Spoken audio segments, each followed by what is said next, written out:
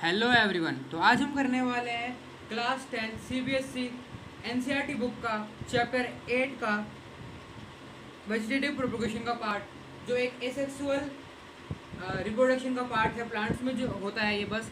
तो इसमें आज हम पढ़ेंगे वेजिटेटिव प्रोपगेशन और इसके नेचुरल और आर्टिफिशियल दोनों तरीके पढ़ेंगे और उनको डिटेल में समझेंगे भी। तो यस, मेरा नाम है भानु बागलीवाल और आप देख रहे हैं साइंस एकेडमी यूट्यूब चैनल। और चलिए शुरू करते हैं। तो हम शुरू करते हैं वेजिटेटिव प्रोपगेशन से।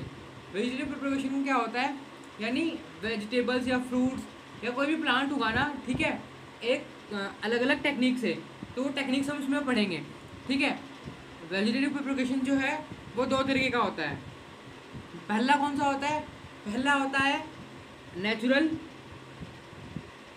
और दूसरा होता है आर्टिफिशियल। तो अब आज हम इसमें ये दोनों डिटेल में पढ़ेंगे, ठीक है। नेचुरल में क्या होता है? नेचुरल में आपने देखा होगा आपके घर में आलू होता है, तो वो जो आलू होता है ना, उसमें आपने देखा होगा उसकी आंखें होती हैं, मतलब आप बोलते हैं ना आलू की आइज़ है। आपको एक फ़ोटो में दिख रहा होगा कि आइज़ आ जाती है, यानी कि उसमें ना क्या होता है, नए नए फूल, नो सॉरी, तो आलू में क्या होता है, नए नए प्लांट्स उगना चालू हो जाते हैं। तो वो जो नए नए प्लांट्स हैं ना, वही है एग्जाम्पल नेचुरल वेजिटेबल प्रोपगेशन का। और आपकी बुक में भी एक और एग्जाम्पल दे रखा है, इसका नाम है ब्रायोफाइलम का। तो ब्रायोफाइलम क्या होता है, या ब्रायोफाइलम में क्या होता है, एक है ना लीफ होती है, लीफ में क्या होता है ना, छोटे छोटे है ना बर्ड्स उग जाते हैं, ठीक है। बर्ड्स क्या होता है मैं बताता हूँ। प्लांट होता है ना कोई, तो प्लांट के ये वाला हिस्सा होता है ना, कोना कोना कटा हुआ, यहाँ पे है ना छोटे छोटे है ना प्लांट्स उग जाते हैं इसमें ब्रायोफाइलम में। तो ये आपके एग्जाम्पल दे रखा है बुक में, ये जो इंपॉर्टेंट आपकी है ना। तो क्या होता है, ये जो इसकी छोटे छोटे रूट्स होती है ना, वो तो ज़मीन में रहती है और बाकी जो प्लांट है वो ऊपर रहता है। इस पत्ते पर एकदम छोटे छोटे बर्ड्स की तरह प्लांट उग जाते हैं। ये क्या होता है, ज़्यादातर जो इसकी लीव्स होती है ना, वो नीचे ज़मीन पर ही टिकी हुई होती है। मतलब ज़्यादा ये प्लांट वो वाला नहीं है जो ऊपर की तरफ जाता है, वो नीचे ज़मीन पर टिकी हुई होती है। तो ये जो छोटी छोटी रूट्स है ना, वो उसके अंदर घुस जाती है। अगर नहीं घुसती है ज़मीन के अंदर, तो कुछ समय बाद ये अपने आप प्लांट टूट के गिर जाता है। पर क्या है कि है ना, ये उग रहा है ना, अपने आप उग रहा है, नेचुरल उग रहा है, इसको किसी चीज़ की ज़रूरत नहीं है। तो ये होता है वेजिटेटिव प्रोपगेशन। यानी कि वेजिटेटिव प्रोपगेशन का मतलब क्या है कि किसी भी प्लांट के पार्ट से एक नया प्लांट ग्रो कर लेना। वेजिटेटिव प्रोपगेशन का मतलब है growing of plant with the help of any part of plant, या फिर पेरेंट प्लांट, या फिर किसी दूसरे प्लांट के कोई भी जो आपके पास हिस्सा है, उससे एक नया पूरा प्लांट उगा देना ही वेजिटेटिव प्रोपगेशन है। ये मैंने आपको ब्रायोफाइलम के एग्जाम्पल से समझाया है। और ब्रायोफाइलम किस चीज़ का एग्जाम्पल है? नेचुरल वेजिटेटिव प्रोपगेशन का, ठीक है। और अदरक देखी होगी आपने, अदरक में भी क्या होती है, कहीं कहीं से ना प्लांट उसमें उगने लग जाता है, ठीक है। तो वो भी किसका पार्ट है? वो भी नेचुरल वेजिटेटिव प्रोपगेशन का पार्ट है, ठीक है। आई होप आपको समझ में आ गया होगा। और अब आता है हमारे पास जो आर्टिफिशियल होता है। आर्टिफिशियल क्या होता है, यानी कि जो हमारे मतलब इंसानों के करे बिना नहीं हो सकता है, ठीक है। मैंने आपको आलू की बात बताई है, पर होता क्या है ना कि आलू में है ना वो कभी कभी कट भी मारने पड़ जाते हैं। आलू में कट करने के बाद ही जो वो होता है, आलू को अगर आप ज़मीन में डाल दोगे तो वापस है ना वो उग जाएगा, उसमें से प्लांट उग जाएगा। अच्छा, बहुत लोगों को ना ये भी होता है कि आलू क्या है, स्टेम है या रूट है। तो आलू जो है वो स्टेम है, आपको कंफ्यूज नहीं होना है, ठीक है। आलू क्या है? स्टेम है उस प्लांट का, ठीक। अब हम पढ़ेंगे इसका आर्टिफिशियल पार्ट, कि आर्टिफिशियली कैसे कैसे वेजिटेटिव प्रोपगेशन होता है। आर्टिफिशियल यानी कि हम ह्यूमंस करते हैं, हमको फ़ायदा होता है इसके लिए, ठीक है। तो हमारे 4 तरीके का होता है। पहला 4 प्रोसेस है वेजिटेटिव प्रोपगेशन के। पहला है कटिंग, दूसरा है ग्राफ्टिंग, तीसरा है लेयरिंग और चौथा है टिश्यू कल्चर, ठीक है। तो हम इनको एक एक करके पढ़ते हैं। तो पहला है कटिंग। तो आप अपनी स्क्रीन पे देख सकते हो कि है ना, या फिर आपने कभी सुना भी होगा और आप स्क्रीन पे भी देख सकते हो कि रोज़ होता है, उसकी अगर आप ना डंडी को काट दोगे ना, और उसकी डंडी को काट के किसी दूसरी जगह पे उगा दोगे, तो वहाँ से भी रोज़ का प्लांट उग जाता है, रोज़ का फ्लावर उग जाता है। तो ये कैसे होता है? ये है वेजिटेटिव प्रोपगेशन, ठीक है। ये होता है आर्टिफिशियल। देखो अपने आप तो कट के वहाँ पे लगेगा नहीं, है ना, हमारा ह्यूमन का इंटरफेयर हो रहा है, ह्यूमन काम कर रहा है, इंसान काम कर रहा है, इसीलिए आर्टिफिशियल है। ठीक है, जैसे बम्बू होता है या शुगर केन होता है, तो ये सब क्या होते हैं, अगर इनको काट के अगर आप लगा दोगे, जैसे बम्बू होता है ना, उसको अगर आप काट के लगा दोगे तो है ना, बम्बू क्या करेगा, वो उग जाएगा, मतलब दोनों बम्बू उग जाएंगे, जिस वजह से आपने काट के लगाया है वो भी, और जो हिस्सा आपने काटा है, जैसे ये बम्बू मान लो, ये पेंसिल जो बम्बू है, आपने यहाँ से कट मारा, ठीक है, ये उगा हुआ है ऐसे, ये उगा हुआ है, ठीक है, आपने इसको बीच में से कट मार दिया है, तो ना यहाँ से जो नया आपने ऊपर से ऊपर वाला कट मारा है ना, वो भी आप ज़मीन में लगा दोगे तो वो भी उग जाएगा। ठीक है, ये होता है कटिंग।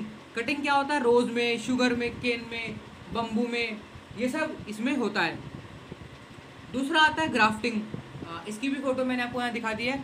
इसमें क्या होता है ना, मतलब इसमें आप अचंभा की बात करोगे कि आपको ना बहुत ज़्यादा हैरानी होगी इस बात में, शायद आपने पहले सुना हुआ है या नहीं सुना हुआ है। इसमें क्या होता है कि आप एक ट्री पर दो फ्रूट उगा सकते हो, दो तरीके के फ्रूट उगा सकते हो। तो ग्राफ्टिंग में क्या होता है कि है ना, हमारे पास एक ट्री होता है पर उस पर हम ना दो फल उगा सकते हैं या फिर तीन फल भी उगा सकते हैं। कैसे, आप अपनी स्क्रीन पे देखिए कि है ना, एक होता है स्टोक, यानी कि जो प्लांट हमारा मेन है वो जो पौधे में लगा हुआ है, यानी जो गमले में लगा हुआ है, ठीक है। और एक होता है स्कॉइन, ठीक। अब मैं समझाता हूँ क्या होता है। जो स्टोक है ना, वो आप मान लीजिए है अपना पौधा ऑरेंज का, है ना, हमने उसको वहाँ से काट दिया, ठीक है। और हमने जो स्कॉइन लिया है वो है नींबू का पौधा, ठीक है, नींबू का वो तना है स्कॉइन। तो हमने क्या किया, इनको ना बराबरी से एकदम चिपका कर उसको टेप से बांध दिया। तो क्या होगा, अंदर ही अंदर सेल्स डिवाइड होएंगी और उनके जो जाइलम और फ्लोएम है वो चिपक जाएंगे। और आगे क्या होगा, जब उस पर फ्रूट्स आएंगे तो कहीं पर तो आएंगे ऑरेंजेस, और कहीं पर है ना, जैसे कि नीचे की तरफ तो ऑरेंज आ जाएंगे, ऊपर की तरफ नींबू आ जाएंगे, या तो ऊपर की तरफ ऑरेंज आ जाएंगे, नीचे की तरफ नींबू आ जाएंगे। पर ये क्या क्या कब होगा, जब आप जो फ्रूट जो चुन रहे हो ना वो सेम फैमिली के होने चाहिए, उनके कुछ ना कुछ जेनेटिक्स सेम होने चाहिए। वरना है ना, ऐसा तो हो नहीं सकता ना कि आप नींबू के पेड़े पे आम भी उगा दो या कुछ उगा दो, ऐसा नहीं हो सकता है, ठीक है। आपके जो जेनेटिक्स है ना, जो अंदर की फैमिली है वो सेम होना चाहिए, ठीक है। तो ये होती है ग्राफ्टिंग। देखा कितना चंबे की बात है ना, कि अपन एक प्लांट पे दो तीन तरीके के फ्रूट्स ऐसे हम उगा सकते हैं। जैसे एक ऑरेंज का हो गया और एक नींबू का हो गया, और इन्हीं की फैमिली का एक और अगर कोई उठा ले, जैसे मौसमी होती है, संतरा होता है, नींबू हो गया, इन सबको एक ही प्लांट पे हम उगा सकते हैं, ठीक है। इसको कहते हैं ग्राफ्टिंग, ठीक। अब तीसरा आता है लेयरिंग। लेयरिंग भी अब आपके सामने फोटो आ गई होगी। इसमें क्या होता है, देखिए, ये उन्हीं प्लांट्स में हो सकता है जो फ्लेक्सिबल हो, जिनका जो स्टेम है या उनकी जो ब्रांच है वो फ्लेक्सिबल हो, ठीक है। ये आम के पेड़ के साथ या इनके नीम के पेड़ के साथ नहीं हो सकता है। आप भी देखोगे कि वो बहुत टाइट होते हैं ना। इसमें आपको दिख ही रहा होगा कि एक जो ब्रांच है किसी प्लांट की, वो हमने क्या किया है, उसको मोड़ कर नीचे ज़मीन में दबा दिया है और उसका फिर दूसरी तरफ से पार्ट निकाल दिया है, जैसे आपने स्क्रीन पे देख सकते हो। तो इससे क्या होता है, जो नीचे जो ज़मीन के अंदर वाला पार्ट है ना उस ब्रांच का, वहाँ से रूट्स निकलना चालू कर देंगी, रूट्स वहाँ से निकलना चालू कर देंगी। फिर क्या होगा, वहीं से जो रूट्स है वो पानी और मिनरल्स लेना चालू कर देंगी, ठीक है। और फिर क्या होगा, वो एक नया प्लांट हो जाएगा, एक डेवलप प्लांट हो जाएगा, जिसके बाद क्या है, हम उसको वहाँ से काट देंगे, उस प्लांट से काट देंगे और एक वो नया इंडिविजुअल प्लांट हो जाएगा, ठीक है। अब हमारे पास जो चौथा आता है वो है टिश्यू कल्चर। आपकी बुक में इसके बारे में दे भी रखा है, ठीक है। और ये बहुत इंपॉर्टेंट है, मुश्किल भी होता है ये, पर इम्पॉर्टेंट भी है, ठीक है। अगर आप समझोगे सही से तो आपको आ जाएगा, ठीक है। आपको फोटो दिख रहा होगा, पूरा का पूरा मैंने चार्ट आपको फोटो दिखा दी है। इसमें क्या होता है, एक प्लांट लेते हैं अपन, ठीक है, उसके बाद उसको ना घिसते हैं और उसके ना कुछ जो सेल्स या टिश्यूज होते हैं ना, वो एक प्लेट में रख लेते हैं बायो लैब में, ठीक है। उस प्लेट में हम ना सब कुछ डाल देते हैं जो उस प्लांट को ग्रो करने के लिए ज़रूरी होता है, ठीक है। हमने कंट्रोल एंड कोऑर्डिनेशन में पढ़ा था ऑक्सिन नाम का एक हार्मोन, तो वो ऑक्सिन और भी बहुत सारे न्यूट्रिएंट्स ये सब हम उसमें डाल देते हैं, ताकि वो सेल्स जो है वो प्रोटीन ले सके, न्यूट्रिएशन ले सके और डिवाइड होती रहे, ठीक है। फिर वो डिवाइड होते होते क्या करती है, ज़्यादा हो जाती, मतलब वो बन जाती हैं पूरा का पूरा एक सेल्स का गुच्छा, ठीक है, जिसे अपन सेलस बोलते हैं, ठीक है। तो ना अपने के अंदर ना मतलब डिवीजन कर करके अपने अपने टिश्यूज़ वगैरह सब बना लेते हैं और एक प्रॉपर प्लांट बन जाता है, मतलब प्लांट छोटा सा प्लांट बन जाता है एकदम। और वो छोटा सा प्लांट फिर हम उठा के उसको कहीं ना कहीं उसमें गमले में लगा सकते हैं, जिससे वो बड़ा प्लांट हो जाएगा, ठीक है। ये होता है टिश्यू कल्चर। इसमें होता क्या है, वापस समझाता हूँ मैं। हम एक प्लांट लेते हैं, कोई भी प्लांट, उसके अंदर से खरोच के उसका कोई ना कोई टिश्यू या सेल्स निकाल लेते हैं, फिर उसको एक प्लेट में रख देते हैं। वो प्लेट में हम उसके अंदर सारे न्यूट्रिएंट्स भर देते हैं ताकि उस प्लांट को न्यूट्रिशन मिले। उसके अंदर हार्मोन्स भर देते हैं ताकि वो हार्मोन्स से यूज़ करके वो डेवलप प्लांट हो सके। कौन सा हार्मोन? ऑक्सिन उनमें से एक है, जो हमने कंट्रोल एंड कोऑर्डिनेशन में पढ़ा था, ठीक है। और अगर आपने नहीं पढ़ा है तो आप जाके मेरे चैनल पे वो देख सकते हो, मैंने वो वीडियो डाल रखी है, ठीक है। फिर क्या होता है, फिर है ना वो ना अपने आप उगने लग जाता है, ठीक है। अब अपने आप को डेवलप करता रहता है। डेवलप करने के बाद वो क्या करता है, एक छोटे से प्लांट में डेवलप हो जाता है।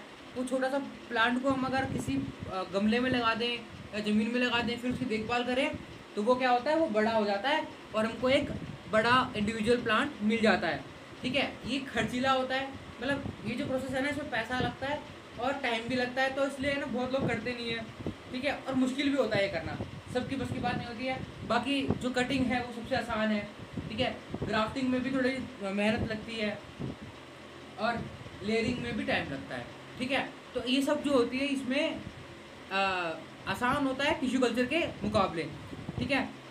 देखिए, जो cells of small group of cell बनता है ना, उसको बोलते हैं कैलस, इसमें लिखा हुआ है, ठीक है।